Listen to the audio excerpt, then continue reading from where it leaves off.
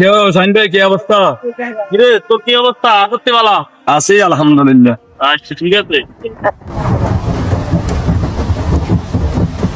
কিরে রাজীব কি অবস্থা? আলহামদুলিল্লাহ ভালো, তোর কি অবস্থা? এই তো আলহামদুলিল্লাহ ভালো। সামাত খারাপ সত্যিকার কথা, তুই কি আসলে ভালো আছিস? বালা আলহামদুলিল্লাহ তো কইছে ভালো আছে। বালা থাকে না এমন কোন মানুষ আছেন? তারপরে এই দেশের মাঝে দুনিয়ার মাঝে প্রত্যেকটা মানুষ কোনো না কোনো সুখে বা দুঃখে আছে। হয়তো একটু দুঃখে বেশি আছে। কি করি কেউ বুকে কইতে না যে হাতে ভালো আছে, আর হয়তো একটু কষ্ট বেশি।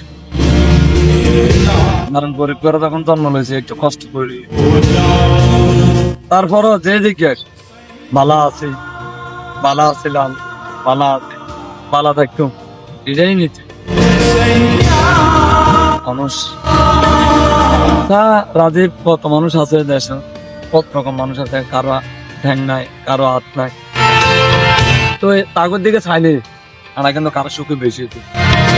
হয়তো আমরা কিছু কিছু মানুষ টিয়ার লোভে বা টাকা সম্পত্তির লোভে আমরা নিজে করে বলি অস্ট্রিয়া সেটা আয়োজন, কিন্তু কারো ঘরে শেয়ার করতে পারিনি।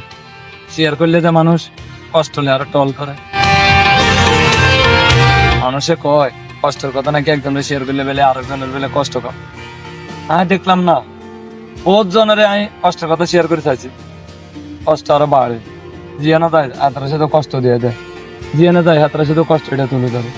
তুই এলা কারো কারো কষ্টের কথা কই নি, হয়তো তুই আর বেস্ট ফ্রেন্ড ঘনিষ্ঠ বন্ধু এলা বলে হয়তো তোর কইতেছি, তাই এলা কষ্ট কারো করে কই। কষ্ট থাকবে, গরিব ঘরে যখন জন্ম লইছি কষ্ট ছাড়া কোনো দুনিয়া চলে না। কি করি তোমার, তারপরও সব শেষে বলি আলহামদুলিল্লাহ ভালো আছি। যে যে অবস্থায় থাকেন সবসময় আল্লাহর শুকরিয়া আদায় করবেন, আলহামদুলিল্লাহ।